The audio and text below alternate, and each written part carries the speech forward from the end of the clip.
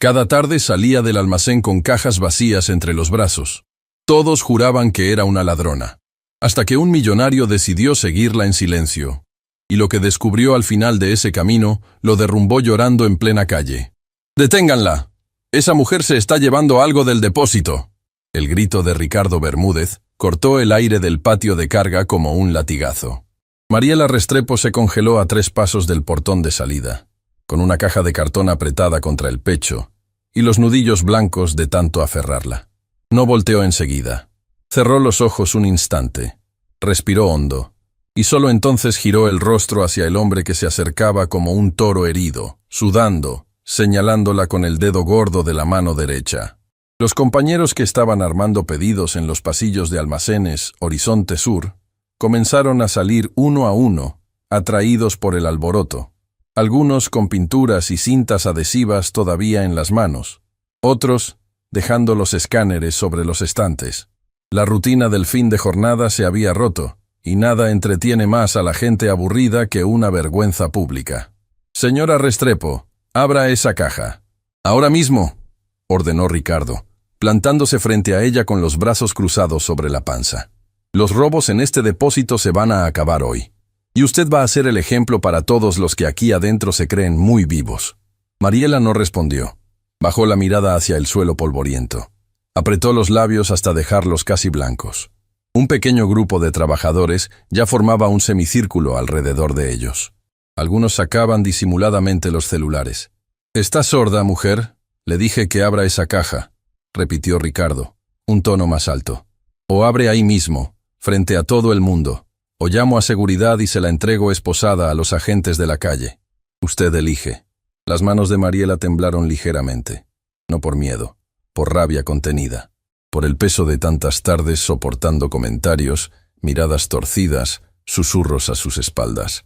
Pero esta vez había ido demasiado lejos. Esta vez había palco, había audiencia, había cámaras. Respiró profundo. Dio un paso hacia un banco de metal oxidado que estaba junto al portón. Colocó el cartón con delicadeza, como si adentro hubiera porcelanas antiguas. Levantó las solapas una a una. Y se apartó un paso, dejando que todos vieran lo que había dentro. Nada. El empaque estaba completamente vacío. Un murmullo recorrió el círculo de testigos. Alguien soltó una risa nerviosa. Otro silbó con burla. Ricardo Bermúdez se inclinó sobre el cartón. Pasó la mano por el fondo como si esperara encontrar un compartimiento secreto. Le dio la vuelta, lo sacudió, lo miró contra la luz del atardecer. Nada. Absolutamente nada. «¿Y esto qué significa?», gruñó él, levantando la mirada hacia ella con el ceño contraído. «¿Qué pretende, Restrepo? ¿Hacerme quedar en ridículo delante de mis empleados? ¿Cree que esto es un juego?». «Yo no pretendo nada, señor Bermúdez», respondió ella finalmente, con una voz tan calmada que parecía sacada de otra realidad. «Usted fue quien me detuvo. Usted fue quien gritó. Yo solamente estoy saliendo de mi jornada, como hago todos los días. Con una caja vacía», corrigió ella, «que la empresa iba a tirar a la basura al final del día. Lo hago desde hace mucho tiempo, con permiso del encargado anterior. Nunca fue un problema para nadie». «Pues conmigo sí es un problema», escupió Ricardo, enderezándose. Se volvió hacia los trabajadores reunidos. «Todo el mundo escuche. Desde este momento queda prohibido que cualquier empleado saque cartones, materiales, bolsas o cualquier cosa de este almacén. Aunque sea basura. ¿Me entendieron? Aquí no se regala nada. Nada». El silencio que siguió fue incómodo. Algunos bajaron la mirada. Otros asintieron con la cabeza. Nadie se atrevió a defender a Mariela. Nadie. Lo que ninguno de los presentes sabía era que, parado a unos 30 metros del portón, recién bajado de una camioneta blindada, Fernando Valencia Mendoza había observado toda la escena en silencio. Había llegado al depósito sin avisar, como hacía siempre que quería saber la verdad de cómo funcionaba alguna de sus empresas. Inspecciones sorpresa, sin protocolos, sin comité de recepción, sin fotógrafos. El dueño del grupo Valencia Logística tenía la costumbre de entrar por la puerta de los trabajadores, no por la puerta ejecutiva. Decía que un empresario que solamente conoce a su gente a través de informes termina administrando fantasmas. Aquella tarde, Fernando había llegado con la intención de recorrer los pasillos, hablar con 3 o 4 operarios al azar y regresar a su oficina antes del anochecer. No esperaba encontrarse con aquella escena al pie del portón de salida. Se mantuvo apartado, con las manos metidas en los bolsillos del traje formal, observando, escuchando, grabando cada detalle en la memoria. Era un hombre alto, de espalda ancha, con el cabello peinado hacia atrás y una expresión que siempre parecía ocupada calculando algo. Sus ojos, sin embargo, tenían en ese momento una intensidad distinta, porque no podía apartarlos de ella, de la mujer de la caja vacía, de la manera en que ella mantenía los hombros rectos a pesar de la humillación, de cómo sus manos, aunque temblaban, no soltaban la dignidad, de cómo respondía sin gritar, sin rogar, sin justificarse demasiado. Había algo en esa mujer que no encajaba con la escena, algo que Fernando no lograba identificar todavía, pero que le removía algo adentro del pecho, una especie de eco lejano, como cuando se escucha una canción que uno juraría no conocer, pero el cuerpo la recuerda de alguna parte. «Señor Bermúdez, ¿puedo retirarme ya?», preguntó Mariela, cerrando las solapas del cartón y recogiéndolo de nuevo entre los brazos. «La jornada terminó hace rato. Tengo compromisos». «¿Compromisos?», rió Ricardo, con esa risa corta y ácida de quien disfruta el poder pequeño. «¿Usted tiene compromisos? ¿Cuáles, señora? ¿Encontrar otro depósito para llevarse cartones?». Algunos trabajadores rieron. Otros apartaron la vista, incómodos. Fue entonces cuando Mariela hizo algo que nadie esperaba. Levantó la mirada. La clavó directo en los ojos de Ricardo Bermúdez. Y habló con una claridad que heló el patio entero. «Usted puede revisarme 1000 veces, señor. Puede romper cada caja que salga de mis brazos. Puede pedirle a los compañeros que graben videos y los pasen por el barrio entero.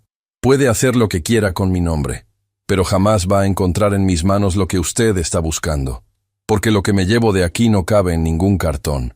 Y aunque quisiera enseñárselo, usted no tendría ojos para verlo». El silencio que siguió fue denso, pegajoso, de esos silencios que quedan colgados del aire durante varios segundos antes de que alguien tenga el valor de romperlos.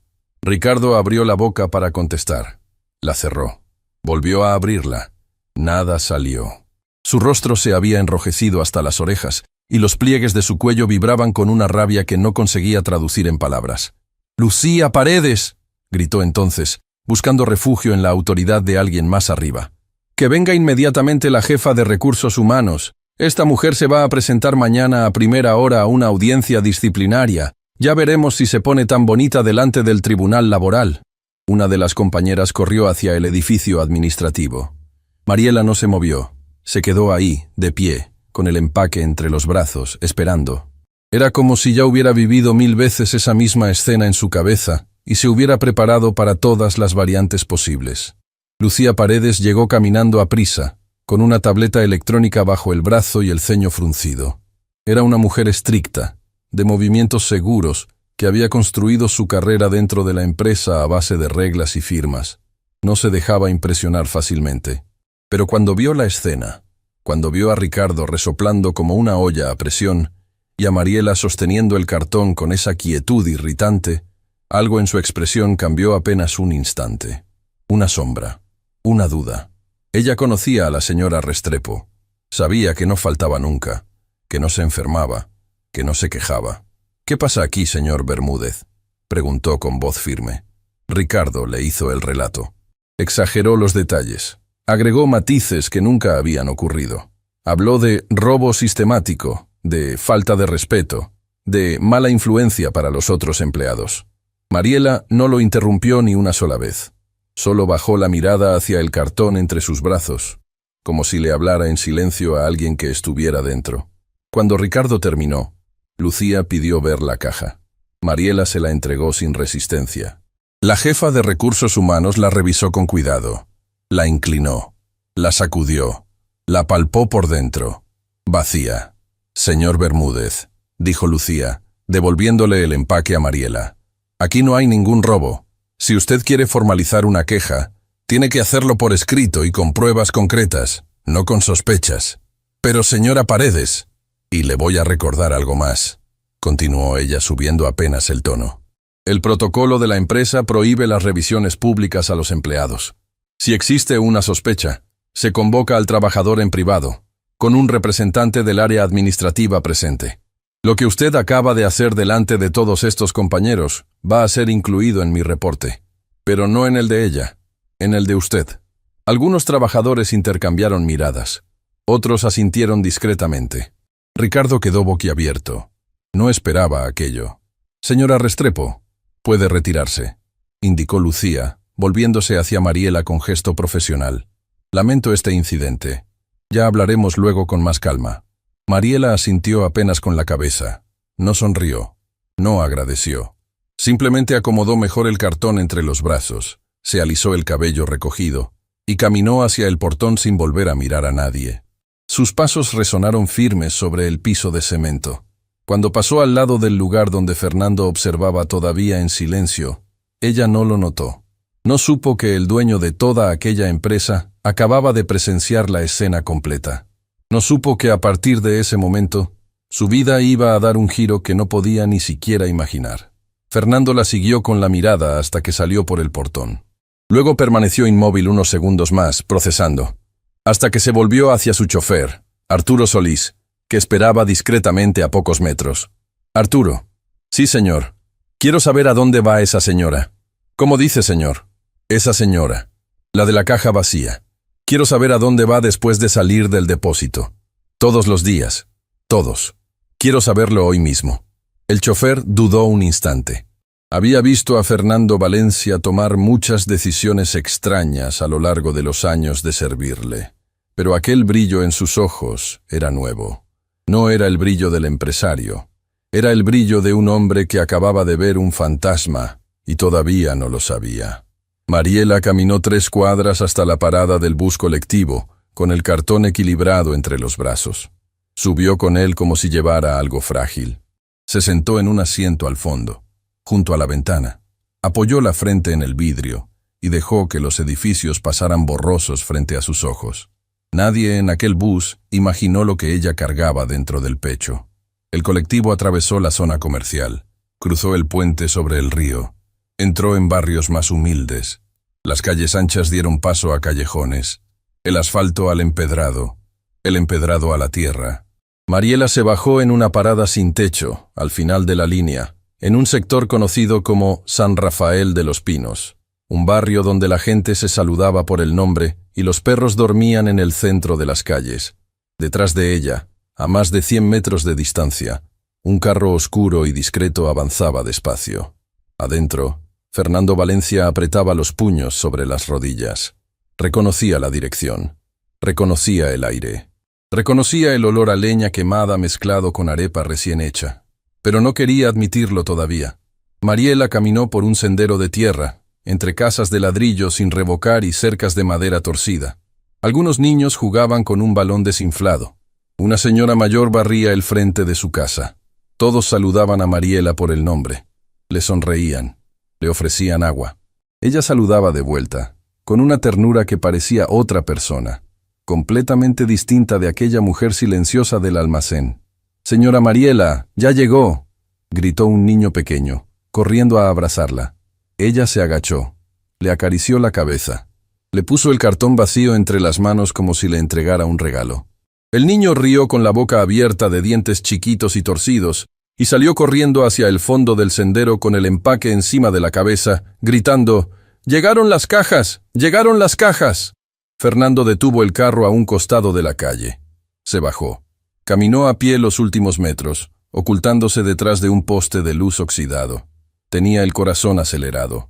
Algo muy adentro le decía que ya conocía ese camino, que sus pies habían pisado esa misma tierra antes, mucho antes, cuando todavía no sabía lo que era el dinero, ni la traición, ni el olvido.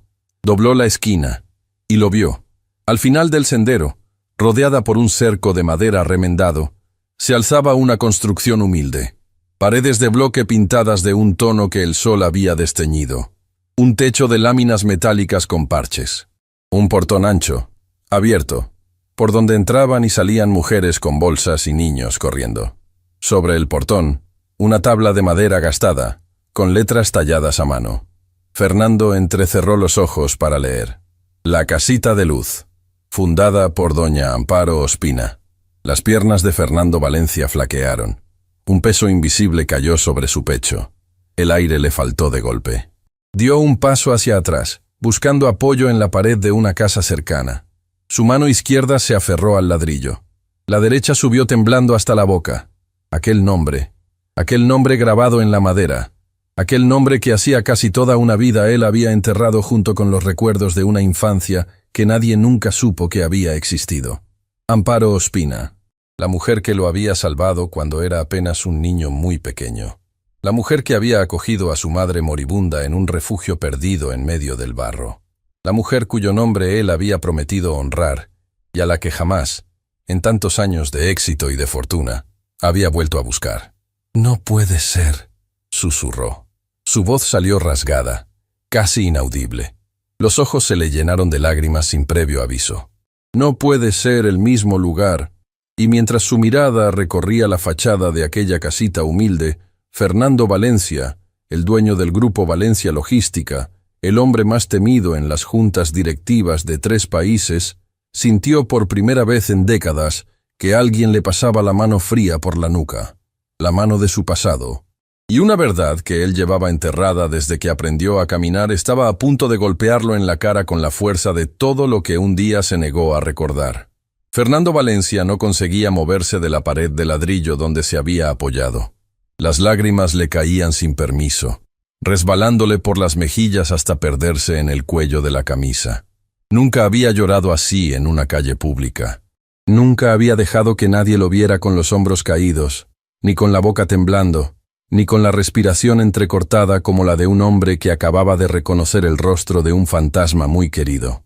Al otro lado del sendero, dentro del cerco de madera remendado, se escuchaban risas de niños, voces de mujeres dándose órdenes amables, el repiqueteo de una olla pesada contra un fogón, los sonidos cotidianos de una casa que alimentaba a muchos y no presumía de nada. Fernando se pasó la mano por los ojos, respiró hondo. Intentó ordenar los pedazos de su memoria, que se habían desparramado de golpe como piezas de un rompecabezas antiguo que alguien acababa de pisar. Amparo Ospina. El nombre volvía, una y otra vez, a golpearlo en las sienes. Aquella mujer de trenzas largas, de manos gruesas, de delantal siempre salpicado de harina. Aquella mujer que había recibido a su madre, enferma y sin rumbo, cuando el resto del mundo les había cerrado las puertas. Aquella mujer que lo había sentado sobre sus rodillas siendo él apenas un niñito muy pequeño, y le había dado el primer plato de comida caliente que recordaba haber comido en su vida. Se apartó despacio del muro donde se sostenía.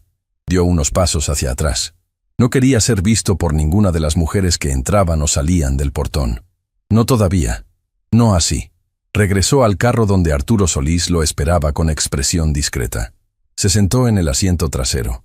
Cerró la puerta con suavidad. Se quedó en silencio por varios minutos, mirando el techo del vehículo. «¿Nos vamos, señor?», preguntó el chofer con cuidado. «Todavía no», respondió Fernando con voz quebrada. «Primero necesito saber si de verdad es ella, la que fundó este lugar. Necesito saber quién es esa mujer que sale todas las tardes del depósito con una caja vacía entre los brazos». Arturo asintió. No hizo preguntas. Había aprendido a lo largo de los años a no indagar cuando los ojos de su patrón tenían aquel brillo particular. El brillo que no se arreglaba con dinero. Mientras tanto, dentro de la casita de luz, Mariela había entrado por el portón y había dejado el cartón sobre una mesa larga de madera que ocupaba el centro de un patio interior. Sobre aquella mesa ya había otros empaques apilados, algunos abiertos, otros cortados por la mitad, otros desarmados y extendidos como sábanas de cartón. «Tía Mariela, ¿nos trajo más cajas hoy?», le preguntó una niña pequeña, jalándole la manga con los ojos brillantes. «Sí, mi amor, una grande, para que la señora Rosalba pueda terminar la cunita del bebé de doña Clemencia». La niña aplaudió con las 2 manos y salió corriendo a avisarle a todos. Mariela sonrió, una sonrisa cansada pero verdadera, y se quitó el morral que llevaba sobre el hombro. Lo dejó colgado de un clavo junto a la entrada. Caminó hasta la cocina, donde varias señoras estaban repartiendo platos de sopa humeante entre niños sentados en bancas largas. «Llegó Mariela», anunció una de las mujeres. «Vení, mija, próbate esta sopa que está de chuparse los dedos». Rosalba, más tarde. «Antes quiero preguntar algo». La señora Rosalba Estevez, una mujer robusta de brazos firmes y voz alegre, secó sus manos en un trapo colgado del hombro y se volvió hacia Mariela con expresión atenta. Ella era la encargada de todo lo que tuviera que ver con carpintería simple, costura y manualidades dentro de la casita. Las cunas de cartón para los bebés recién llegados, los baúles para guardar la ropa donada, los estantes para los pocos libros que tenían. Todo aquello lo construía Rosalba con sus propias manos, con los cartones que Mariela le traía cada tarde. «¿Qué pasa, niña? ¿Tenés cara de susto?» Mariela bajó la voz. Se acercó más. «Hoy casi no pude traer la caja. El supervisor nuevo me quiso denunciar delante de todos. Gritó que yo era una ladrona. Me hizo abrir el cartón frente a los compañeros. Fue horrible, Rosalba». La señora Estevez soltó una palabra suave entre dientes y apoyó las dos manos en los hombros de Mariela. «Ay, mija. ¿Y qué pasó? Apareció la jefa de Recursos Humanos y lo puso en su lugar. Pero él no se va a quedar quieto. Yo lo conozco. Mañana va a buscar la forma de hacerme daño». «¿Y si me echan del trabajo, Rosalba?» «Si me echan...» No terminó la frase. No hacía falta. Si Mariela perdía aquel empleo, la casita perdía su sostén principal.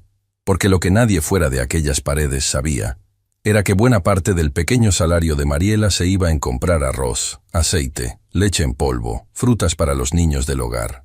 Lo poco que le quedaba apenas alcanzaba para pagar el cuartito alquilado donde ella dormía. «Mija, no te preocupes ahora con eso», le dijo Rosalba con firmeza suave. «Una cosa a la vez. Tu mamá, que en paz descanse, solía decir que los problemas se van resolviendo como se cocina el frijol, uno a uno, con fuego lento». Mariela asintió, pero sus ojos se llenaron de lágrimas al escuchar la mención de doña Amparo. Habían pasado ya varios años desde que su madre se había ido, y todavía había momentos en que extendía la mano buscándola antes de recordar que ya no estaba. Desde afuera del portón, oculto todavía detrás del poste oxidado de la esquina, Fernando había regresado a pie. No había podido quedarse dentro del carro. Algo lo empujaba a acercarse, aunque fuera desde la sombra. Escuchaba apenas fragmentos de las voces. Veía pasar siluetas a través del resquicio del portón entreabierto, y cada detalle que captaba iba encajando, iba confirmando, iba golpeando su pecho con más fuerza. Aquella misma estructura, aquel mismo patio interior, aquel mismo árbol de mango torcido en el rincón, que todavía daba fruta después de tantos años. Él había jugado bajo ese árbol. Él había comido mangos caídos con las manos sucias, sentado sobre una piedra plana que todavía estaba ahí. Su madre lo observaba desde la puerta de la cocina, enferma pero sonriente, mientras doña Amparo le preparaba un té caliente para calmarle la tos. Los recuerdos llegaban ahora en oleadas, imágenes que él había enterrado debajo de años de reuniones, firmas, contratos, viajes en avión privado. Imágenes que ningún terapeuta caro, ningún retiro espiritual en las montañas, ninguna copa de licor añejo había logrado jamás arrancarle del pecho. Sacó el celular del bolsillo. Marcó un número. Esperó. «Patricia, soy yo. Patricia Benavídez, su asistente personal desde hacía más de una década», contestó con voz alerta desde el otro lado. «Señor Valencia, dígame. Necesito que busques un expediente. En los archivos antiguos de la empresa, de hace muchísimos años, una donación que hizo mi madre antes de morir. Fue a una casa comunitaria en un barrio periférico. Se llamaba La Casita de Luz. La administraba una señora llamada Amparo Ospina. Hubo un silencio breve al otro lado. «Señor, perdone, pero usted nunca me había mencionado nada de eso». «Nunca se lo había mencionado a nadie», respondió él, con la garganta cerrada. «Pero lo necesito ahora. Esta noche. Quiero todos los documentos, todos los cheques, todas las cartas, todo lo que tengamos archivado. Y si no hay nada, quiero que me digas que no hay nada. Pero busca, Patricia. Por favor, busca». «Sí, señor. Ya mismo me pongo con eso». Fernando colgó. Se quedó con el teléfono apretado contra el pecho durante varios segundos, porque ahora recordaba algo más. algo que había quedado traspapelado en el fondo de su memoria, protegido por años de orgullo y ocupaciones. Antes de morir, su madre le había pedido una sola cosa, una promesa. Una frase dicha con el último aliento, mientras le apretaba los dedos contra unas sábanas blancas prestadas por el Hospital de Caridad, donde doña Amparo trabajaba en la cocina, sábanas que habían sido extendidas sobre el camastro humilde del cuartito del fondo de la casita de luz. Hijo mío, nunca olvides a doña Amparo. Ella nos salvó cuando nadie más quiso mirarnos. Volvé a buscarla algún día. Devuélvele aunque sea un poquito de todo lo que nos regaló. Él lo había prometido. Había prometido con lágrimas en los ojos. Y después, con los años, con el éxito, con la urgencia de construir un imperio, con la soberbia de quien cree que el presente borra el pasado, había dejado aquella promesa cubrirse de polvo. Se apoyó contra el poste. Cerró los ojos. «Perdóname, mamá», susurró al aire, con los labios temblándole. Adentro de la casita, Mariela ya se había sentado en una esquina de la cocina con un plato de sopa entre las manos. La pequeña Esperanza Rivadeneira, la niña más inquieta del hogar, se había acomodado sobre sus piernas. Mariela le soplaba la cuchara antes de dársela. «Tía, ¿me vas a contar otra vez el cuento de la abuela Amparo? ¿Cuál querés hoy, mi amor?» «El de cuando ella rescató al niño flaquito del hospital». Mariela sonrió con ternura. Era uno de los cuentos favoritos de los niños del hogar. Un cuento que su madre le había repetido 1000 veces a lo largo de la vida, y que ella, sin saber por qué, conservaba en la memoria con una precisión extraña, como si aquel niño flaquito hubiera sido alguien importante para el destino de todos. «Hace mucho tiempo», comenzó Mariela con voz de cuentacuentos, «la abuela Amparo trabajaba en la cocina de un hospital de caridad. Un hospital humilde, para gente que no tenía dinero para pagar medicinas. Y un día llegó una señora muy enferma, cargando a su niñito de la mano. Esperanza abrió mucho los ojos. La señora casi no podía hablar, de tanta tos, y el niño, flaquito y callado, agarraba fuerte la falda de su mamá como si tuviera miedo de que el viento se lo llevara. Nadie quería recibirlos en ningún lugar, ni albergues, ni refugios, ni iglesias. Decían que ya no había cupo, que no tenían presupuesto, que ya estaban llenos. ¿Y la abuela Amparo qué hizo, tía? La abuela Amparo salió del hospital con su delantal todavía puesto. Caminó hasta donde ellos estaban sentados en la banca de afuera. Les tomó la mano y les dijo: «Vénganse conmigo a mi casa, que donde comen 2, comen 4, y donde hay corazón, hay cobija». Los ojos de Esperanza se llenaron de lágrimas chiquitas. «Los trajo aquí mismo, a esta casita. La mamá se quedó hasta que descansó en paz. Y el niño creció un poquito con nosotros, y luego algún pariente lejano vino a buscarlo y se lo llevó». «¿Y volvió a visitar alguna vez, tía?» Mariela hizo una pausa. Miró hacia el portón, sin saber por qué. «No, mi amor, ese niño nunca más volvió. Mi mamá lo esperó toda la vida, pero ese niño nunca más volvió». Afuera, escondido contra el poste, Fernando Valencia cayó sentado sobre la acera polvorienta. Se cubrió la cara con las 2 manos, porque ese niño flaquito del cuento era él. Y acababa de escuchar, con sus propios oídos, lo que el mundo había pensado de su olvido. Fernando Valencia se mantuvo sentado en la acera durante un tiempo que le pareció eterno. El polvo del sendero se le había pegado al pantalón fino, pero a él no le importaba.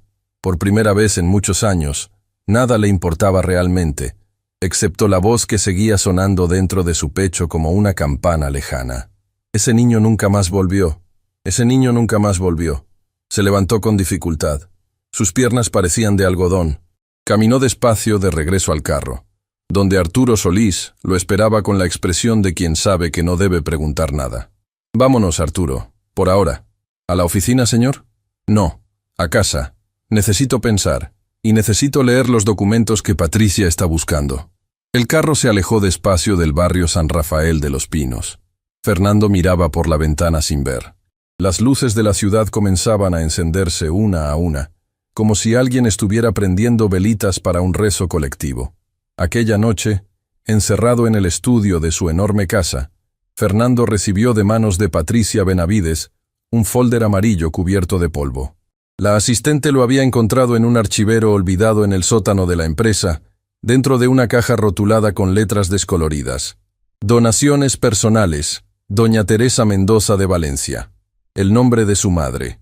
Fernando apartó una copa de agua y extendió el folder sobre el escritorio. Sus manos temblaban. Dentro había recibos firmados, cartas escritas con caligrafía redondita, fotografías en blanco y negro, y una hoja doblada en 4 partes, amarillenta por los años. La abrió con cuidado. Era una carta, de su madre, dirigida a doña Amparo Ospina. Querida Amparo, mi hermana del alma, si estás leyendo esto, es porque mi tiempo ya se cumplió. El médico me dio pocas semanas. No tengas miedo. Me voy en paz, gracias a vos. Por favor, cuida siempre esa casita que abriste con tus propias manos. Y si algún día mi Fernando vuelve, recórdale quién fue su madre. Recórdale que él nació del amor, no del lujo, y que un hombre vale lo que hace por los demás, no lo que acumula para sí mismo. Te dejo aquí todo el dinerito que logré juntar vendiendo mis aros de oro, los únicos que me quedaron. Úsalos para los niños del barrio, para la leche, para los cuadernos. Yo seguiré cuidándote desde el cielo. Tu eterna hermana, Teresa. Fernando cerró los ojos. Una lágrima cayó sobre la hoja amarillenta. No le había fallado solamente a doña Amparo. Le había fallado a su propia madre. Al pie de la carta había una lista. Una lista escrita con la letra menuda de Amparo Ospina, detallando cada cosa que aquel dinero había comprado a lo largo de los años siguientes. Pañales, medicinas, una caldera nueva, libros de primaria. Un árbol de mango sembrado en el patio. Un árbol de mango. Fernando dejó caer el papel sobre la mesa y se cubrió la boca con las 2 manos. Mientras tanto, en el cuartito alquilado donde Mariela vivía, la noche también pesaba. Ella se había quitado los zapatos, se había lavado la cara con agua fría y se había sentado frente a una mesita de madera con 3 fotos enmarcadas encima. Una de su madre, doña Amparo, sonriendo con delantal puesto. Otra de Mariela niña, subida a los hombros de una mujer mayor. Y una tercera, la más gastada de todas, donde su madre aparecía junto a otra señora delgada y enferma, abrazando a un niñito pequeño de ojos grandes. Mariela acarició esa tercera foto con el dedo pulgar. «¿Quién serás ahora, niñito?», susurró. «Mi mamá siempre te extrañó. Siempre se preguntaba si estabas comiendo bien, si alguien te contaba cuentos antes de dormir. No sabía por qué, pero aquella noche sintió un impulso extraño de pegar esa foto al espejo, como si alguien pudiera verla y reconocerla. Lo hizo, y se acostó a dormir sin saber que a pocos kilómetros de ahí, el niño flaquito de la foto lloraba como adulto sobre una carta de su madre. Al amanecer del día siguiente, Mariela llegó a los almacenes Horizonte Sur, con la misma rutina de siempre. Saludó al portero, fichó su entrada, se dirigió al pasillo donde armaba los pedidos del turno matinal. Pero algo estaba distinto. Los compañeros la miraban de reojo. Algunos escondían el celular al verla pasar. Otros murmuraban bajito entre ellos. Uno incluso se rió, una risa breve y forzada, cuando ella pasó por delante. Mariela sintió un nudo en el estómago, pero no dijo nada. Una compañera, Yolanda Caicedo, se acercó a ella con cara de susto y le habló en voz baja. «Mija, tenés que ver. Anoche alguien subió el video a las redes». «¿Qué video?» «El de ayer. Cuando el supervisor te paró en el portón y te hizo abrir la caja delante de todos. Ya tiene miles de vistas. Dicen cosas horribles de vos en los comentarios. Que sos ladrona. Que tenías que dar ejemplo para las demás. Mirá». Yolanda le mostró la pantalla del celular. Ahí estaba, en video, Mariela de pie junto al banco de metal, con el cartón abierto, mientras Ricardo la señalaba gritando. Un título grande, escrito por algún burlón, decía: «Empleada descarada se lleva cosas del depósito y le agarran las manos en el pote». Más de 40.000 reproducciones en una noche. Mariela tragó saliva. El mundo entero se le encogió alrededor. Se apoyó sobre una caja de la estantería para no caer. «No tengo palabras, Yolanda. Nadie preguntó. Nadie quiso saber por qué yo me llevaba ese cartón. Solo lo tomaron como entretenimiento. Mija, no estés sola. Varios compañeros ya están diciendo adentro que eso estuvo mal, que Bermúdez se pasó. Pero él anda por todos lados como pavo real. Tené cuidado. Dice que hoy va a conseguir la firma para despedirte». En el piso superior, dentro de la oficina acristalada de gerencia, Ricardo Bermúdez golpeaba la mesa con el puño mientras hablaba con dos subgerentes. Su cara estaba enrojecida. Las venas del cuello le saltaban. Yo no voy a permitir que esa mujer me haga quedar en ridículo. El video ya está en todas partes. Me están etiquetando a mí como el supervisor abusador. A mí, cuando fue ella la que se llevó material de la empresa. Hay que despedirla hoy mismo. Hoy, escucharon bien, antes del mediodía. Uno de los subgerentes, un hombre prudente llamado Camilo Arroyave, intentó calmar los ánimos. Ricardo, tranquilo. Eso lo tiene que aprobar Lucía Paredes y, por encima de ella, el propio señor Valencia. No podemos pasar por encima del protocolo. Hay que esperar. Entonces que venga el señor Valencia, gritó Ricardo. Que baje de su pedestal y vea con sus propios ojos a quién tiene trabajando aquí. Lo que Ricardo no sabía era que el señor Valencia ya había visto con sus propios ojos, y que estaba a punto de entrar por la puerta de aquella oficina en cuestión de minutos. En la casita de Luz, la mañana también había amanecido con movimiento. Rosalba Esteves estaba terminando de armar la cuna de cartón para el bebé de doña Clemencia Cifuentes, una muchacha joven que había llegado al refugio hacía pocos días, sin familia y sin saber a dónde ir.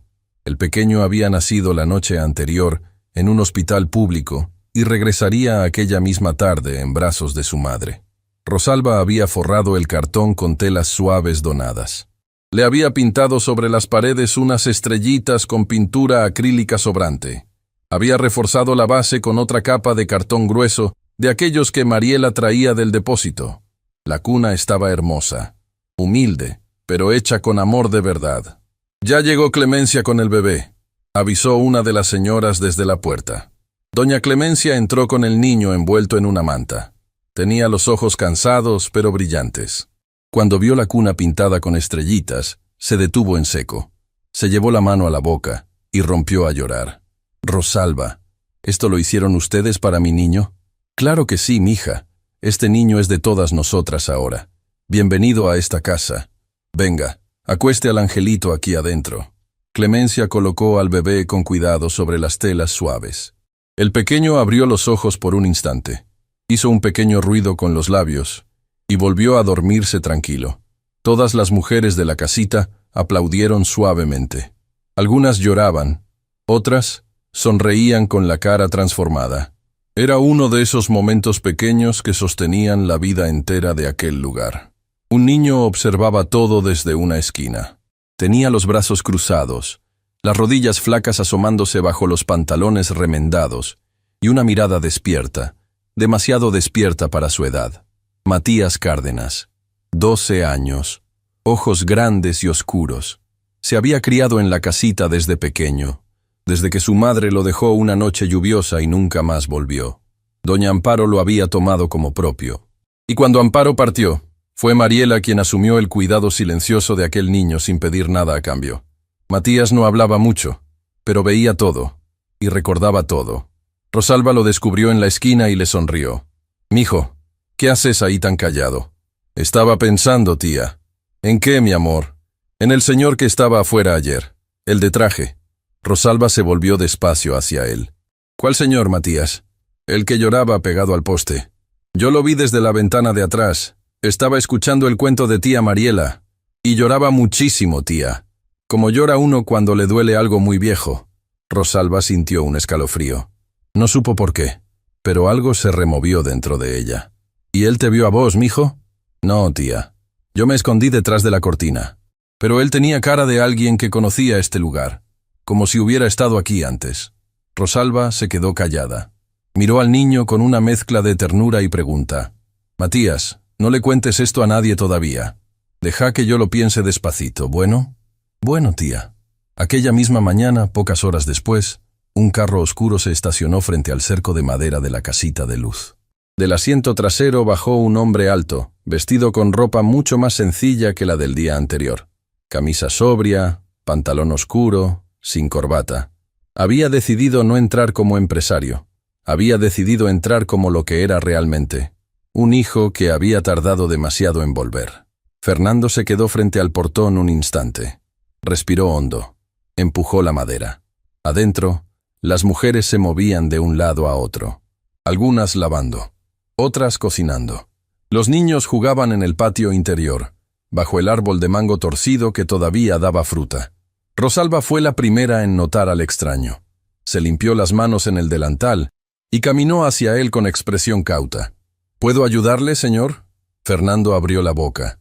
Quiso hablar. No pudo. Miró a su alrededor. El patio, el árbol, la piedra plana, la cocina al fondo, las cortinas gastadas. Todo estaba igual. Todo exactamente igual a como lo recordaba. Yo, empezó con la voz rota. Yo estuve aquí hace muchísimos años. Cuando era un niño muy pequeño, con mi mamá. Rosalba se llevó la mano al pecho lentamente. Matías, que observaba desde la puerta de la cocina, abrió los ojos muy grandes. Era el mismo señor, el que había llorado pegado al poste. ¿Cómo se llama usted, señor?, preguntó Rosalba con cuidado. Fernando Valencia, pero mi madre se llamaba Teresa Mendoza. Ella murió aquí, en esta casa, en un cuartito al fondo, con unas sábanas que doña Amparo le había traído prestadas del Hospital de la Caridad donde ella trabajaba en la cocina. Rosalba dejó caer el trapo que tenía en la mano. Dios mío, susurró. En ese mismo instante, desde la puerta de la cocina, una voz habló detrás de Rosalba. ¿Teresa Mendoza? Fernando levantó la cabeza. Y ahí, de pie bajo el marco de madera de la puerta, con el delantal puesto y las manos blancas de harina, estaba Mariela Restrepo. Ella lo miraba fijamente. Ella no lo reconocía de la cara, pero reconocía algo más profundo. Reconocía el apellido. Reconocía la historia. Reconocía la foto que tenía pegada al espejo de su cuarto. El tiempo se detuvo entre los dos. Los niños dejaron de jugar. Las mujeres dejaron de cocinar. Rosalba dejó de respirar por un instante. Mariela dio un paso hacia adelante. Sus ojos se llenaron de lágrimas. ¿Usted es el niñito flaquito de la foto? Fernando sintió las piernas doblársele. Se apoyó en el tronco del árbol de mango. Y asintió despacio con la cabeza. Sí, dijo, con la voz hecha pedazos. Yo soy ese niño, el que nunca más volvió. Hasta hoy. Mariela caminó hacia él despacio, con los ojos llenos de lágrimas calientes. Y sin decir una palabra más, lo abrazó. Lo abrazó como la hija de Amparo abrazando a un hermano perdido. Lo abrazó como el cuento del patio por fin terminado. Y mientras Fernando lloraba contra el hombro de aquella mujer que apenas el día anterior había sido humillada en su propio depósito, Matías Cárdenas, desde la puerta de la cocina, limpiaba una lágrima con la manga y sentía que algo enorme acababa de cambiar para siempre. Porque en aquel patio de tierra, debajo de un árbol de mango sembrado con los aros de oro de una madre moribunda, el niño que había olvidado finalmente había regresado a casa. Pero ninguno de los tres imaginaba que, en aquel mismo instante, en el piso superior de los almacenes Horizonte Sur, Ricardo Bermúdez firmaba con letra rabiosa el documento de despido inmediato de Mariela Restrepo Ospina. Y que al día siguiente, cuando ella intentara regresar al trabajo, la puerta del depósito estaría cerrada para ella. El abrazo debajo del árbol de mango duró lo que tenía que durar. Ni un segundo menos, ni un segundo más. Mariela finalmente se apartó con cuidado, sin soltar del todo las manos de Fernando, y lo miró a los ojos con una ternura que él no recordaba haber recibido nunca en su vida adulta. Venga, señor Fernando, siéntese, le voy a servir un café, y conversamos despacio. Hay mucho que usted necesita saber, y hay mucho que mi mamá dejó esperando por usted. Las señoras de la casita habían quedado paralizadas observando la escena. Rosalba Esteves se llevó el delantal a los ojos. Doña Clemencia Cifuentes, todavía con el bebé dormido entre los brazos, susurraba una oración en voz baja. Los niños, que al principio se habían acercado curiosos, habían entendido sin entender que aquel momento era sagrado y se habían ido retirando despacio hacia el patio trasero. Solo Matías Cárdenas se había quedado cerca, sentado sobre la piedra plana junto al tronco del mango, fingiendo armar algo con pedacitos de alambre. Pero sus orejas grandes estaban bien atentas a cada palabra. Fernando se dejó guiar hasta una banca de madera larga, pegada a la pared de la cocina. Mariela desapareció dentro. Cuando regresó, traía 2 tacitas humeantes y una caja de latón abollada, de esas antiguas donde se guardan los documentos importantes. Esto me lo dejó mi mamá antes de irse. Me dijo que adentro había cartas, fotos y recuerdos de personas que ella quiso mucho. Me hizo prometer que si alguna vez aparecía alguien llamando a esta puerta con cara de perdido, yo abriría la caja sin hacer preguntas. Fernando puso la mano sobre la tapa. No se atrevía a levantarla todavía. Mariela, usted no tiene idea del peso que me quitó al recibirme.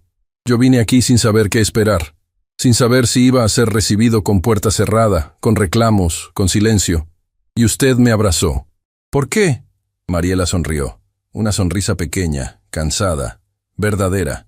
Porque mi mamá me enseñó que a los que vuelven tarde, no se les juzga por el tiempo que tardaron, se les recibe por el valor que tuvieron de volver. Fernando cerró los ojos. Aquella frase se le clavó adentro como una aguja dulce. Abrió la caja despacio.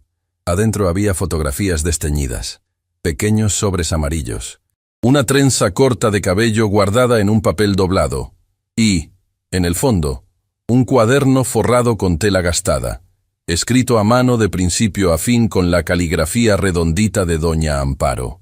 El cuaderno era un diario donde Amparo había anotado, a lo largo de los años, cada nombre, cada rostro, cada historia que había pasado por la casita de luz. Fernando lo hojeó con manos temblorosas hasta encontrar una página marcada con un hilo rojo. Hoy recibí a Teresa Mendoza y a su niño Fernandito. La pobrecita llegó con la tos ya muy mala. El niño tiene los ojos más grandes que he visto en mi vida. Se pegó a mi falda desde que entró. Le di leche tibia con un poquito de panela. Se la tomó toda de una. Me dijo, con esa vocecita chiquita, «Señora, ¿usted nos quiere?» Le dije que sí, y le juré por dentro que jamás iba a dejar que este niño pasara hambre mientras yo estuviera viva. Fernando no pudo seguir leyendo. Cerró el cuaderno y lo apretó contra el pecho. Lloró en silencio, como los hombres que pasan la vida sin permitirse llorar y de golpe se quedan sin represas. Mariela no dijo nada. Solamente le apoyó una mano en la espalda y esperó.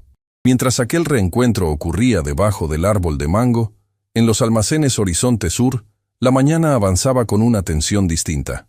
Ricardo Bermúdez ya había firmado el documento de despido y lo había entregado personalmente a la oficina de Lucía Paredes. Había exigido que el despido se ejecutara aquel mismo día. Había alegado pérdida de confianza, escándalo público y afectación a la imagen corporativa, debido al video viralizado.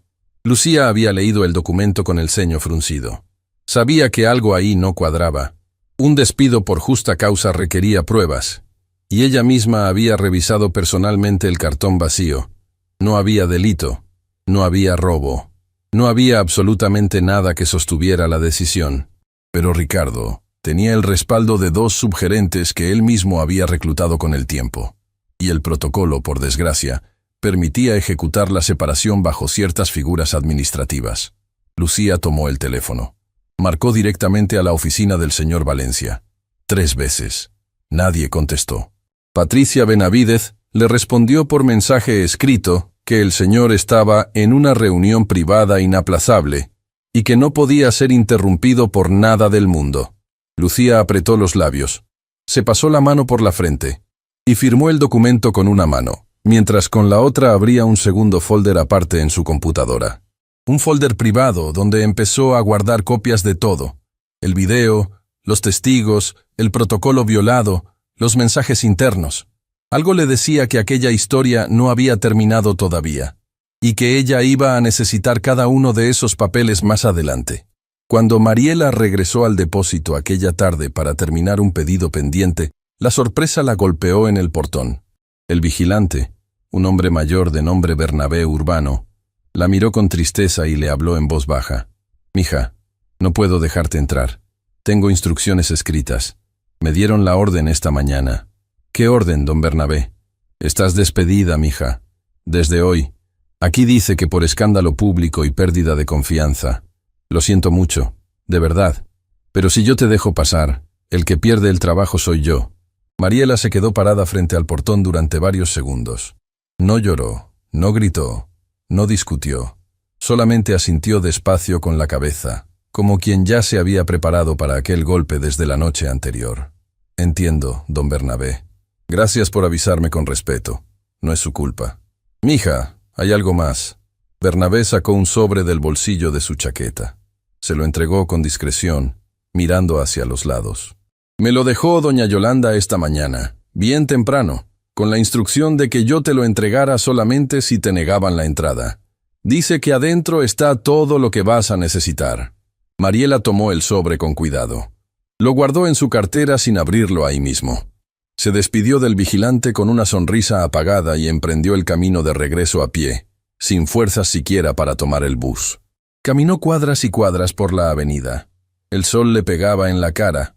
Los carros pasaban a su lado. Nadie la miraba. Nadie sabía quién era. Era apenas una mujer más caminando con el peso del mundo sobre los hombros. Cuando llegó a una plaza pequeña, se sentó en una banca de hierro. Abrió el sobre con dedos temblorosos. Adentro había 2 hojas escritas a mano por Yolanda Caicedo. Amiga, cuando leas esto ya no estarás trabajando con nosotras. Lo siento en el alma. Pero quiero que sepas que no estás sola. Varios compañeros estamos organizando algo por debajo. Tenemos el video original, sin edición. Tenemos testigos dispuestos a hablar de cómo Bermúdez te humilló sin motivo. Tenemos el reporte interno donde queda claro que la caja estaba vacía. Y tenemos además algo que vos no sabés todavía. Mariela volteó la hoja con el corazón acelerado. Hace meses, Bermúdez despidió a otra compañera del turno de la noche, una muchacha llamada Delia Montalbán. Le inventó que faltaba material del depósito y la acusó delante de todos, igual que hizo con vos. Delia perdió el trabajo. Perdió la casita donde vivía. Casi pierde la custodia de su hijo por no tener sueldo. Y después, cuando revisaron los inventarios, descubrieron que el material faltante estaba en una bodega escondida. Bermúdez mismo lo había sacado para venderlo por fuera, pero cuando eso se supo, él ya había tapado el caso con una firma comprada. Nosotros tenemos pruebas de ese otro caso también. Y ahora, con tu video viral, por fin se abrió la ventana para desenmascararlo. Mariela sintió el aire escapársele del pecho de golpe. Ricardo Bermúdez no era solamente un supervisor abusador. Era un ladrón que llevaba años usando a mujeres humildes como pantalla para sus propios delitos. Y ella, sin saberlo, se había convertido en el hilo que podía deshacer todo el nudo. Mariela dobló la carta, la apretó contra el pecho, y por primera vez en toda la tarde, sus ojos soltaron lágrimas. Pero no eran lágrimas de derrota. Eran lágrimas de rabia transformándose en fuerza. Aquella misma noche, en la casita de Luz, Fernando no se había querido ir. Se había quedado ayudando a repartir la cena de los niños, aunque apenas sabía servir un plato. Había escuchado cuentos junto al árbol de mango. Se había sentado en la piedra plana donde comía mangos siendo niño y había llorado en silencio mientras los niños jugaban a su alrededor sin entender por qué aquel señor elegante tenía los ojos rojos. Matías Cárdenas se había acercado despacio y se había sentado a su lado, sin hablar. Solamente compartiendo el espacio, como hacen los niños cuando sienten que el adulto que tienen al lado necesita más compañía que palabras. Señor Fernando, dijo Matías después de un largo silencio, cuando yo tenga tu edad, quiero tener corazón. No quiero tener solamente dinero, porque el dinero se acaba, pero el corazón sigue trabajando hasta el último día. Fernando se volteó despacio hacia el niño. ¿Quién te enseñó eso, Matías? La tía Mariela, y antes que ella, la abuela Amparo. Ella me contaba que un corazón guardado en una caja vacía vale más que 1000 cajas llenas de oro. Fernando sintió un golpe en el pecho. Cajas vacías. Todo este tiempo. Todos estos años. Mientras él había vivido obsesionado con llenar cajas con billetes, con contratos, con cifras, aquella mujer humilde había caminado cada tarde por la calle, cargando cajas vacías que eran, en realidad, las más llenas del mundo. Llenas de propósito, llenas de memoria, llenas de amor. En ese mismo instante, Mariela entró por el portón de la casita. Venía cansada, con los zapatos sucios, con la cartera colgada del hombro, con los ojos hinchados pero con algo nuevo en la mirada. Una chispa, una decisión. Fernando se puso de pie apenas la vio. Mariela, ¿qué pasó? Ella se acercó. Dejó la cartera sobre la banca. Respiró hondo. Me despidieron hoy, señor Fernando. Bermúdez consiguió la firma para separarme de su empresa. Fernando apretó las mandíbulas.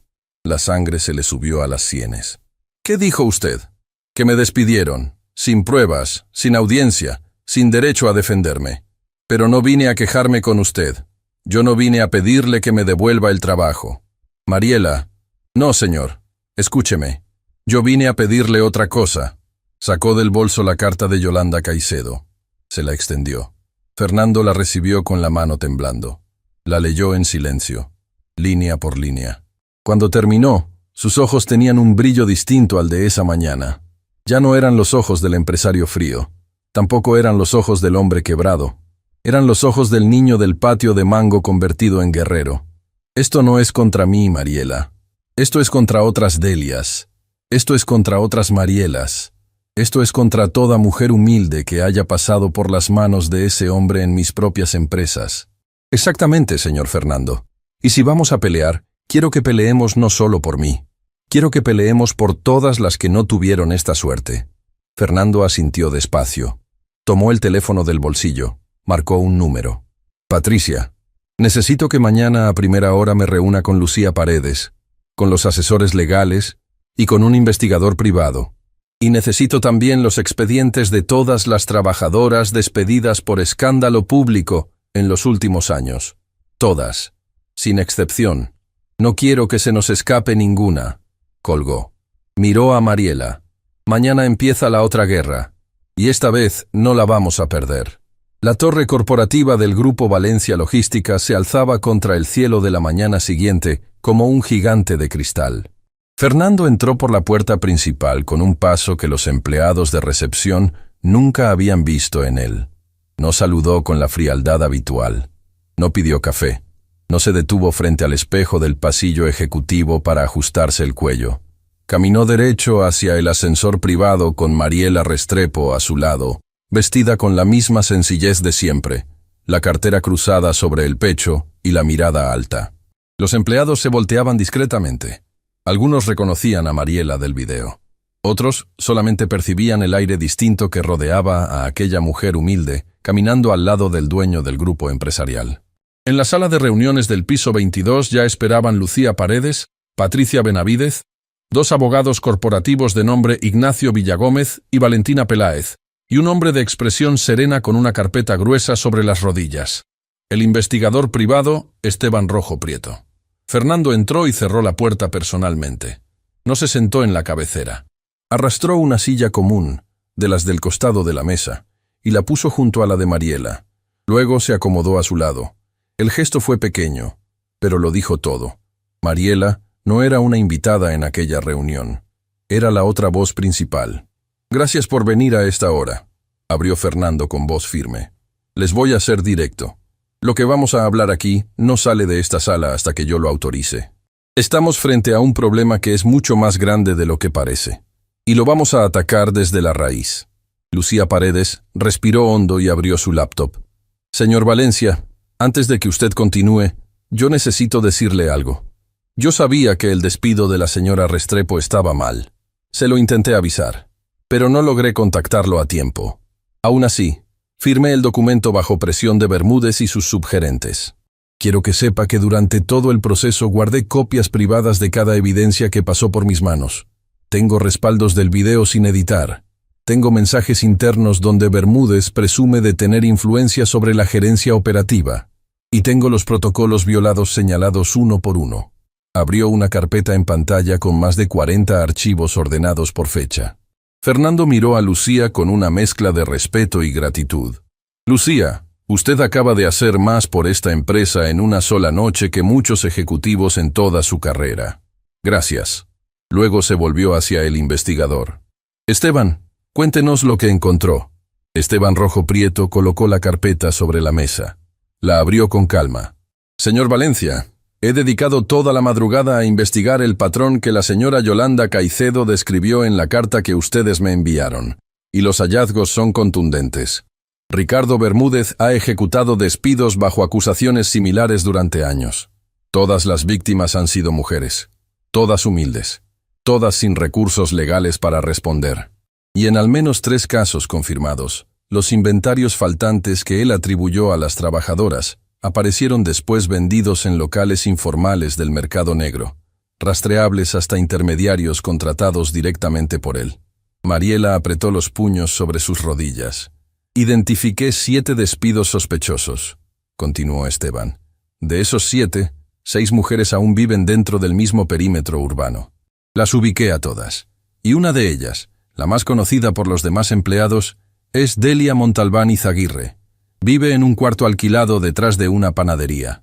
Perdió la custodia temporal de su hijo durante meses por falta de sueldo comprobable. Hoy sobrevive vendiendo empanadas en un carrito al lado de la parada de buses. Fernando cerró los ojos un instante. Cuando los abrió, la mirada le ardía. ¿La pudo contactar? Sí, señor. Me recibió esta madrugada. Al principio desconfió de mí, pero cuando le conté que estábamos investigando a Bermúdez, rompió a llorar. Me dijo que llevaba años esperando que alguien le creyera. Mariela habló por primera vez desde que se había sentado. Yo quiero conocerla hoy mismo. Fernando asintió. Iremos juntos. La panadería quedaba en una esquina angosta, donde el olor del pan recién horneado se mezclaba con el ruido de los buses. Detrás de una rejita lateral, al fondo de un patiecito, estaba el cuarto de Delia Montalbán. Era un espacio pequeño, limpio, con una sola cama, un fogón, una imagen religiosa pegada a la pared y un cuadernito escolar abierto sobre una mesita. Delia salió a recibirlos con un delantal sobre la ropa. Tenía los ojos apagados pero con una dignidad intacta. Apenas vio a Mariela, se cubrió la boca con las manos y se le llenaron los ojos de lágrimas. «Usted es la del video», susurró. «La que no se quebró, la que le habló de frente». Mariela la abrazó sin pensarlo. 2 mujeres humilladas por el mismo hombre, reconociéndose sin haberse conocido antes. Fernando se mantuvo unos pasos atrás, dándoles espacio, pero sintió las lágrimas subirle a los ojos otra vez. Se sentaron adentro del cuarto pequeño. Delia les contó todo. Cómo Bermúdez le había inventado un robo de herramientas. Cómo la había humillado frente a los compañeros del turno nocturno. Cómo había perdido el sueldo, luego la pieza donde vivía, luego a su niño, que había tenido que irse a vivir por un tiempo con una tía mientras ella intentaba reconstruir algo. Cómo había querido denunciar, pero los abogados que consultó le dijeron que sin pruebas concretas no había caso. Cómo había aprendido a hacer empanadas de la memoria de su madre, porque era lo único que no necesitaba jefe para subsistir. Pero lo más duro no fue perder el trabajo, señora Mariela. Lo más duro fue ver los ojos de mi niño cuando tuve que dejarlo con mi hermana. Él tenía apenas 7 años. Me preguntó si yo iba a dejar de ser su mamá, y yo le tuve que mentir, jurándole que nos íbamos a reencontrar rapidito, cuando en el fondo yo no sabía si iba a ser verdad. Mariela le tomó las 2 manos. Delia, ya está, ya no está sola. Lo que le hicieron a usted, lo van a pagar, y vamos a rescatar a su hijito con usted. Eso se lo juro por el alma de mi mamá. Fernando se adelantó. Se arrodilló junto a la cama de Delia para quedar a su altura. Señora Delia, yo soy el dueño del Grupo Valencia Logística. Yo soy el hombre al que usted, durante todos estos años, maldijo en silencio por no proteger a sus propios empleados. Y usted tenía razón. Yo no miraba para abajo. Yo miraba para los balances, para los informes, para las cifras. Y mientras yo firmaba papeles en mi oficina, hombres como Bermúdez destruían vidas como la suya usando mi empresa como escudo. Delia lo miró con los ojos muy abiertos. Señor, escúcheme. Hoy yo estoy aquí para pedirle perdón, personalmente, y para decirle que todo lo que se le quitó le va a ser restituido. El sueldo de todos estos años, los daños morales, el cuarto que perdió. Y usted va a tener un empleo digno en mi empresa el día que usted quiera regresar. Pero solo el día que usted quiera, porque nadie más en mi nombre va a obligarla a nada. Delia se llevó las 2 manos a la cara y lloró largo rato. Mariela le pasó un pañuelo. Antes de irse, Fernando le entregó una tarjeta con un número directo. Llámeme cuando quiera, de noche, de madrugada, cuando quiera. Ahora este número también es suyo. Cuando salieron del cuarto, Fernando se detuvo un instante en la esquina de la panadería, apoyó la mano contra la pared y respiró hondo. Mariela se acercó. ¿Está bien, señor Fernando? No, Mariela, no estoy bien, pero por primera vez en muchísimo tiempo, tampoco quiero estarlo todavía. Creo que necesitaba sentir esto. Creo que mi alma estaba adormecida de tanto comodidad. Caminaron juntos hacia el carro donde Arturo Solís los esperaba en silencio. Aquella misma tarde, Fernando convocó a un consejo directivo extraordinario. No pidió permiso a nadie. Simplemente avisó que la reunión era obligatoria y que todos debían estar presentes. Ricardo Bermúdez, convocado junto a los demás gerentes operativos, entró a la sala con su pecho inflado, sin sospechar lo que le esperaba. Cuando vio a Mariela sentada junto al señor Valencia, su rostro se descompuso en un instante. «¿Qué hace esa mujer aquí?», preguntó levantando la voz. «Esta es una reunión de gerencia». «Siéntese, Bermúdez», respondió Fernando, sin levantar la mirada de los papeles. «Y guarde la voz. Hoy el que va a hablar soy yo». Ricardo se sentó, confundido, todavía intentando imponer presencia con el gesto. Fernando abrió una carpeta. Sobre la mesa desplegó fotografías, inventarios cruzados, documentos firmados y registros de movimientos en bodegas secundarias. «Señor Bermúdez, hace años usted viene utilizando esta empresa como una herramienta privada para enriquecimiento personal. Hace años usted construye acusaciones falsas contra mujeres humildes para desviar la atención de los robos que usted mismo ejecuta con intermediarios. Hace años usted usa mi apellido, mi firma y mi empresa como escudo de sus propias actividades ilegales». Ricardo se puso de pie. «Eso es mentira. Yo tengo años de servicio impecable. Usted no tiene pruebas de nada». «¿Pruebas?». Fernando también se puso de pie. Señaló las carpetas sobre la mesa. «Aquí tiene pruebas. Aquí tiene nombres. Aquí tiene fechas aproximadas. Aquí tiene testigos dispuestos a declarar. Aquí tiene la declaración firmada de la señora Delia Montalbán Izaguirre, una mujer que usted arruinó y a la que le estoy restituyendo hoy mismo su dignidad y su sustento». Ricardo palideció. «Usted...». «Y además, señor Bermúdez, aquí tiene la declaración de 5 mujeres más, todas despedidas por usted bajo acusaciones falsas, todas dispuestas a testificar, todas acompañadas por un equipo legal que mi empresa va a pagar de su propio bolsillo para hacer justicia». Los demás gerentes de la sala observaban la escena en un silencio absoluto. Algunos bajaron la mirada. Otros miraron a Ricardo con expresiones entre la sorpresa y la condena. Nadie se atrevió a defenderlo. Fernando se volvió hacia los abogados corporativos. «Ignacio, Valentina, procedan con la notificación formal. El señor Bermúdez queda separado de la empresa de manera inmediata, con justa causa comprobada. Todos los pagos pendientes quedan retenidos mientras se resuelven los procesos administrativos correspondientes. Y pongan de inmediato a disposición del Ministerio Público todos los documentos recopilados». «Usted no me puede hacer esto», gritó Ricardo, con la voz quebrada. «Yo tengo familia. Yo tengo responsabilidades». Mariela, que había permanecido callada durante toda la reunión, lo miró entonces por primera vez. «Yo también tengo familia, señor Bermúdez. Tenía compañeras en este depósito que eran mi familia. Tenía niños en una casa humilde que son mi familia. Y usted nos iba a hundir a todas con la misma facilidad con la que ayer firmó mi despido. Así que no use esa palabra con nosotros. Usted no sabe lo que significa». El silencio que siguió fue aplastante. Ricardo fue escoltado fuera de la sala por 2 agentes de seguridad de la empresa. Antes de salir, se volvió una última vez hacia Mariela, con una mirada de odio. Pero ella ya no le devolvió la mirada. Ya no tenía tiempo para él. Estaba mirando hacia adelante. Esa noche, al regresar a la casita de luz, Mariela encontró a Matías Cárdenas esperándola sentado en la piedra plana del patio, mirando la luna entre las ramas del árbol de mango. «Tía, ¿ganaste?». Mariela se sentó a su lado. Le pasó el brazo por los hombros. «Hoy sí, mi amor. Pero esta historia no terminó todavía. Faltan más niños por ayudar. Faltan más casas por abrir. Faltan más voces por levantar». Matías apoyó la cabeza en el hombro de Mariela. Y entre las hojas del árbol, las primeras estrellas de la noche brillaron como testigos silenciosos de algo mucho más grande que apenas estaba empezando. Durante las semanas que siguieron a la separación de Ricardo Bermúdez, la empresa entera pareció respirar distinto. Los pasillos del depósito cambiaron de tono. Los compañeros que antes miraban al suelo comenzaron a saludarse con sonrisa abierta. Yolanda Caicedo fue ascendida a supervisora del turno matinal. El vigilante Bernabé Urbano recibió un reconocimiento público por su integridad.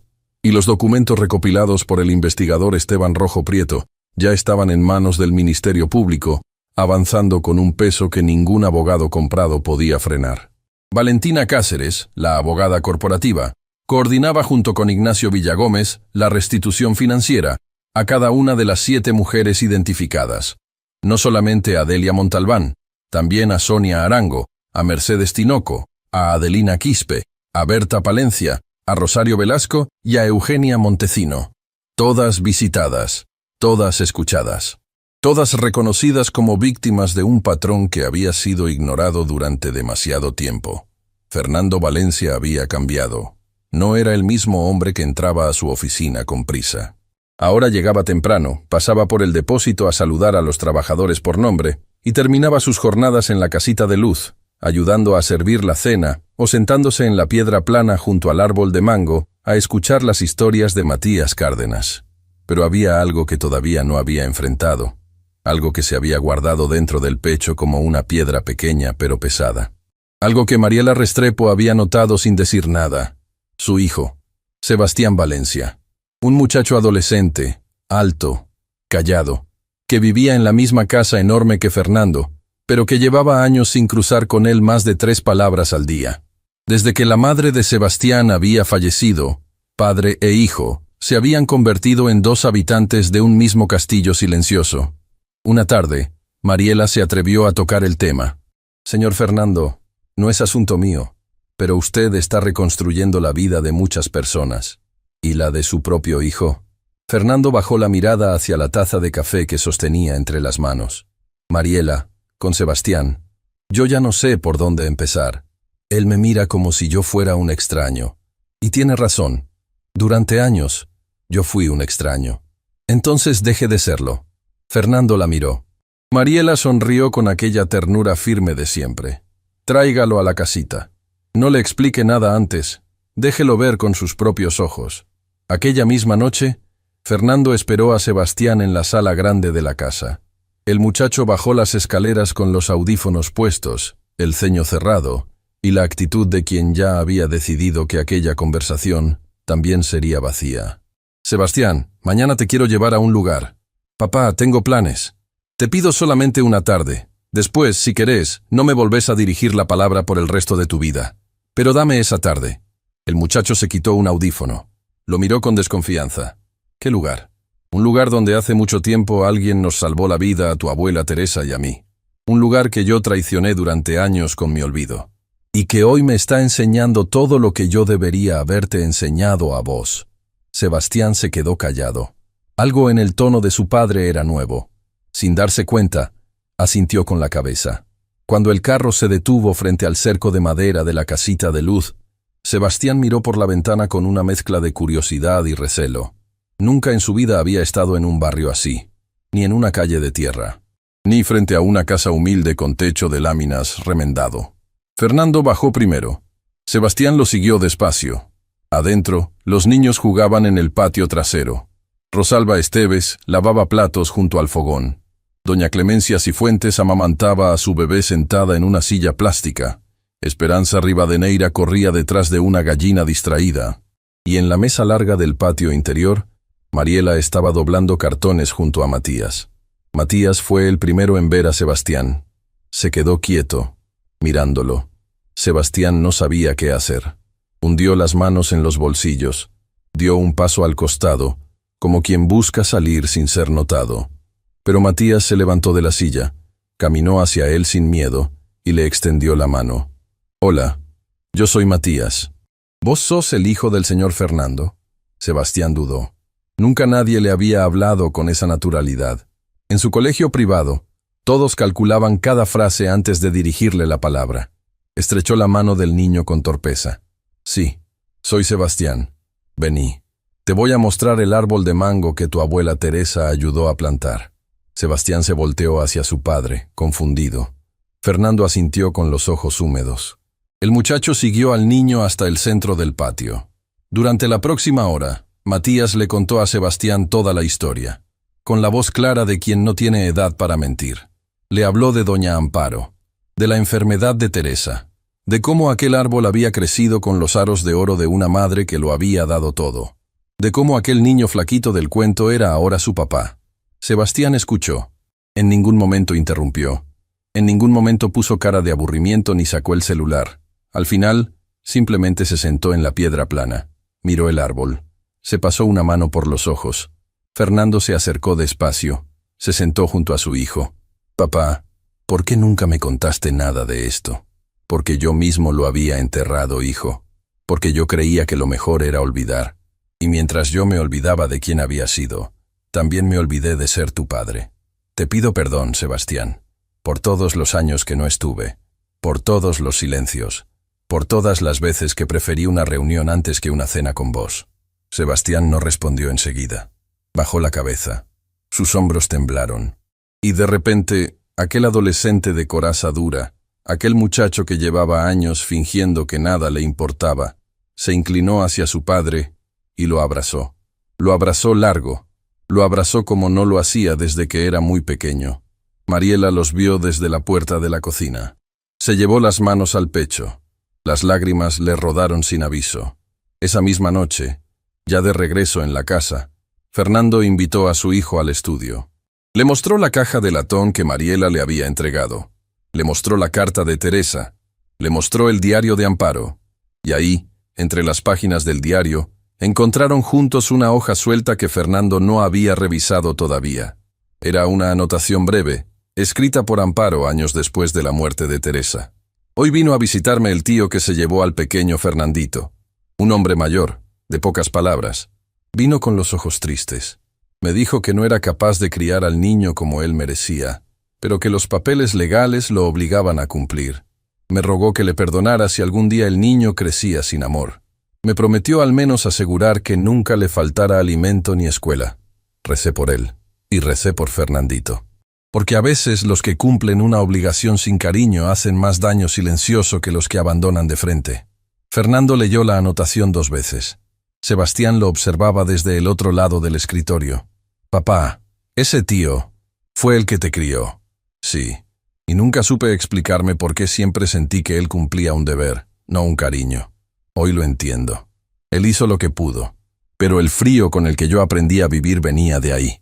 Y yo, sin darme cuenta, te estaba pasando ese mismo frío a vos». Sebastián se acercó. Puso una mano sobre la de su padre. «No lo vas a hacer más, papá. No lo vas a hacer más».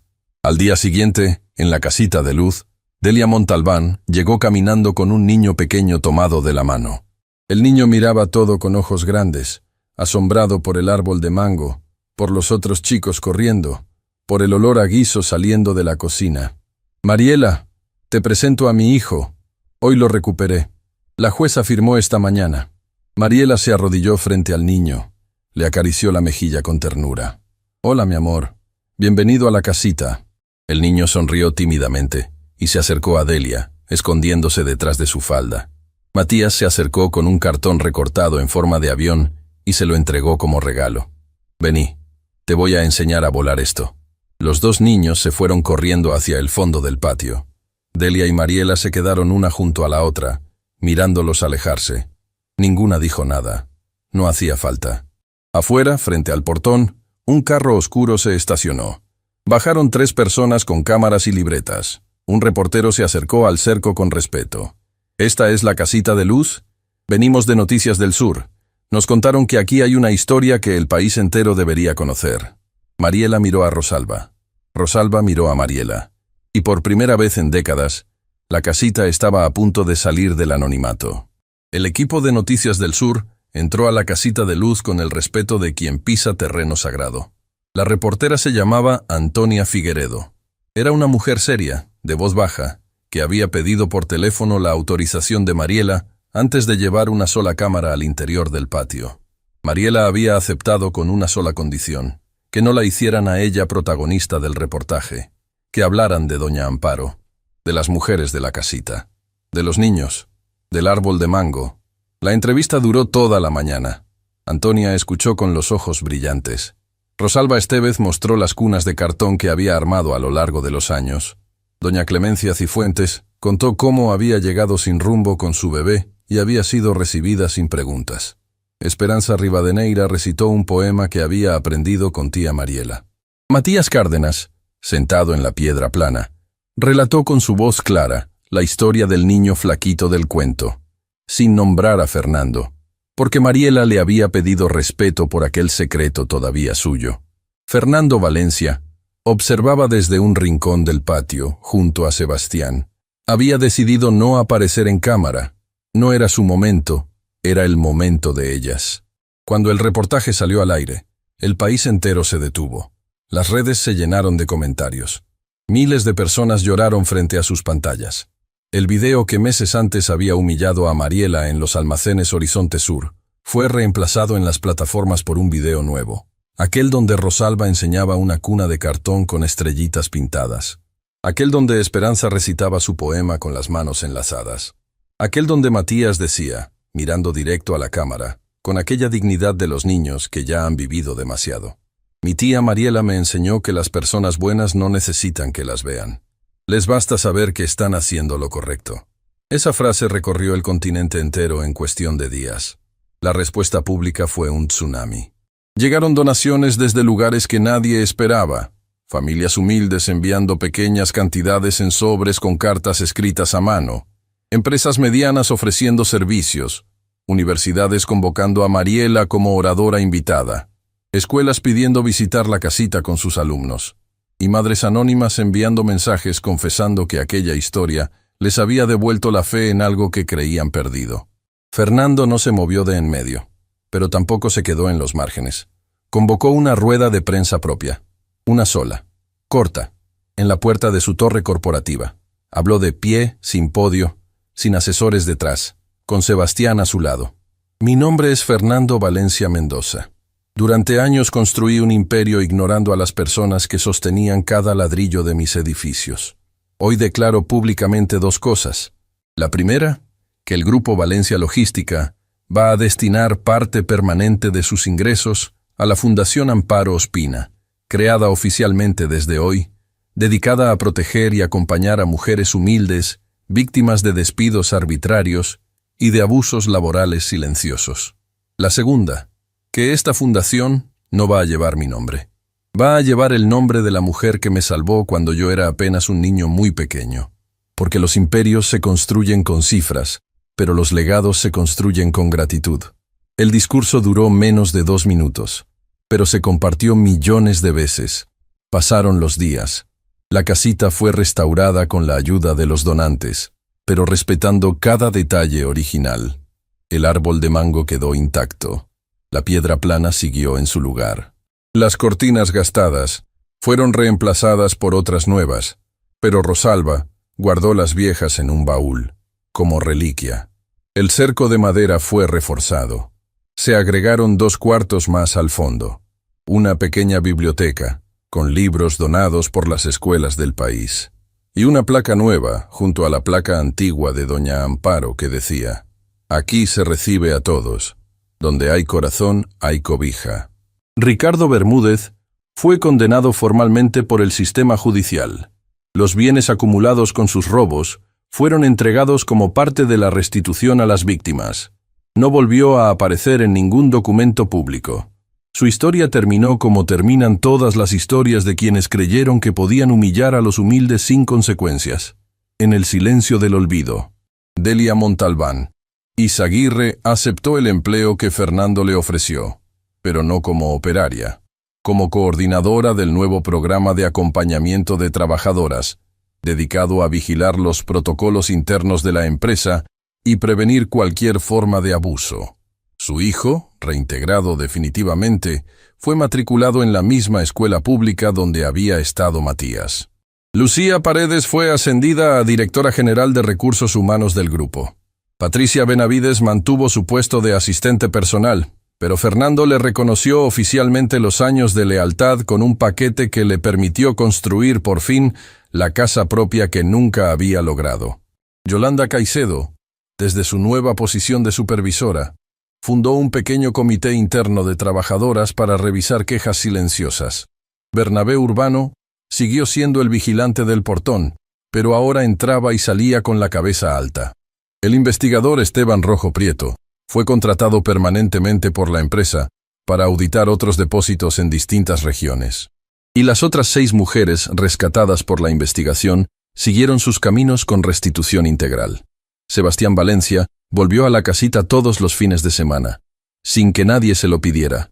Había empezado a ayudar con las tareas escolares de los niños. Había descubierto, casi por casualidad, que era bueno explicando matemáticas. Matías lo había adoptado como hermano mayor silencioso.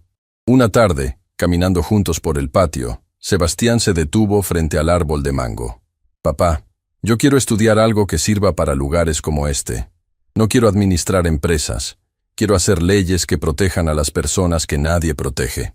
Fernando no respondió enseguida. Le pasó el brazo por los hombros, lo apretó fuerte contra el pecho y sonrió con los ojos llenos de lágrimas. «Tu abuela Teresa habría estado orgullosa de vos, hijo. Y yo también». Una mañana tranquila, Mariela subió al cuartito donde vivía.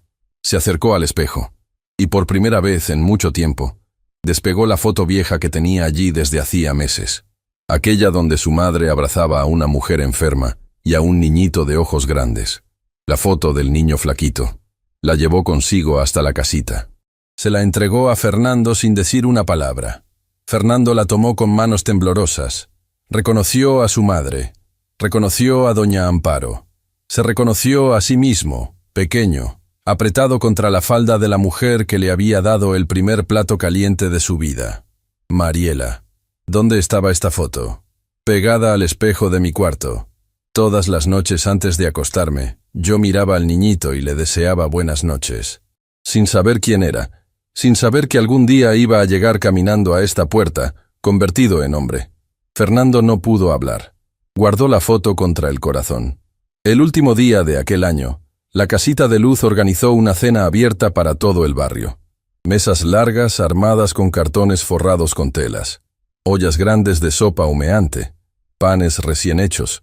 Cientos de velas pequeñas repartidas en el patio. Vinieron los vecinos.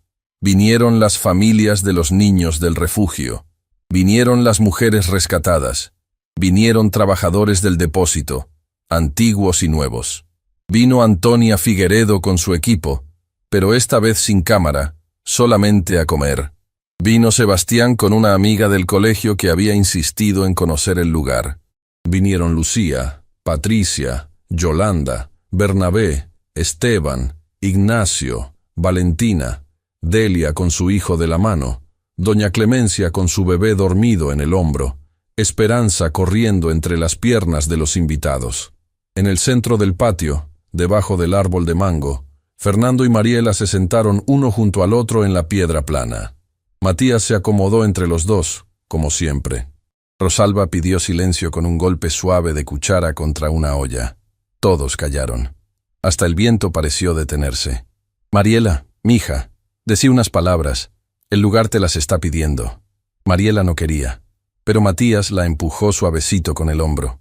Se puso de pie, miró alrededor, respiró hondo y habló con la voz más serena del mundo. «Durante mucho tiempo, yo caminé por esta ciudad cargando cajas vacías. La gente se reía, la gente me señalaba, la gente juró que yo era una ladrona, que yo era una loca, que yo no valía nada, pero esas cajas nunca estuvieron vacías.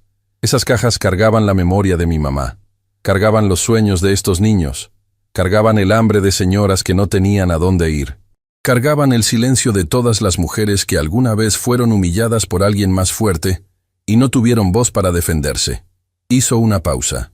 Los ojos le brillaban. «Hoy quiero decirles algo que mi mamá me enseñó, que las personas valiosas no se miden por lo que traen entre los brazos, se miden por lo que cargan dentro del corazón. Que una caja vacía en manos correctas puede construir cunitas para bebés, mesas para niños, techos para mamás sin casa. Y que una caja llena de oro en manos equivocadas no alcanza ni siquiera para comprar la paz de un minuto». Los ojos de todos los presentes estaban húmedos. Hasta los niños, aunque no entendían todo, sentían que algo grande estaba siendo dicho. «Gracias, señor Fernando, por volver. Gracias, Sebastián, por escuchar. Gracias a cada una de ustedes, mujeres, por levantarse después de cada humillación. Gracias, mamá, donde quiera que estés, por haberme enseñado que el amor verdadero nunca se queda en una caja. Siempre se reparte». Se quedó en silencio. Bajó la mirada, y luego, con la última voz, susurró: «Bendita sea esta casita. Bendita sea esta herencia de cajas vacías. Bendita sea la gente que no se rinde». El patio estalló en aplausos, en lágrimas, en abrazos cruzados. Matías se levantó sobre la piedra plana y abrazó a Mariela por la cintura. Fernando abrazó a Sebastián. Las mujeres se abrazaron entre ellas. Los niños corrieron entre todos, repartiendo risas como regalos.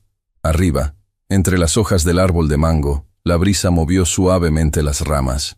Como si alguien, desde algún lugar, finalmente hubiera cerrado un libro después de muchísimos años de espera paciente. Y en aquel patio de tierra, bajo un árbol sembrado con los aros de oro de una madre moribunda, construido con las manos ásperas de una mujer humilde que cargaba cajas vacías todas las tardes, el mundo encontró lo que había olvidado buscar, que la dignidad no pesa, que la bondad nunca se agota, y que los corazones verdaderos, aunque el mundo no los vea pasar, siempre están cargando algo sagrado entre los brazos.